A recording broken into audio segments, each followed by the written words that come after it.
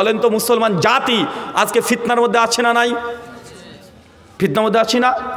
মুসলিম জাতি আজকে গজের মধ্যে আছে না নাই? আজকে মুসলমান জাতি ভয়ের মধ্যে আছে, ভয় ভীতি সবসময় আছে। বিশেষ করে আমাদের ইন্ডিয়ার মুসলিম, আমরা ভারতীয় মুসলিম যারা আছে আমরা ভয়ের মধ্যে আছি। কেন?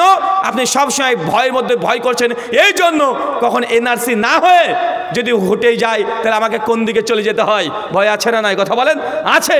অথচ ভারতের ইতিহাস, ভারতবর্ষে মুসলমানরা 800 বছর ক্ষমতায় ছিল। কত বছর? 800 বছর। যে মাটিতে আমরা বসে আছি এটা কি? লালগোলা না? লালগোলা। মুর্শিদাবাদের হাজারদুয়ারি থেকে শুরু করে দিল্লির কুতুব মিনার পর্যন্ত সব জায়গাতে মুসলমানের ছোঁয়া এখন আছে নাই? আছে। মুর্শিদাবাদ তৎকালীন সময়ে, সেই সময় মুর্শিদাবাদ গোটা ভারতবর্ষকে শাসন করেছে। অথচ 800 বছর মুসলমানরা ভারতবর্ষে ক্ষমতায় থাকেও, রাজত্ব করেও আজকে ভারতবর্ষে মুসলমানরা নিজেই ভয় ভীতি সন্ত্রস্তের মধ্যে পতিত হয়েছে যে আমি এদেশের নাগরিক কি না। এই নিয়ে আজকে অন্য কেউ প্রশ্ন তুলছে না ভাইজান? তুলছে।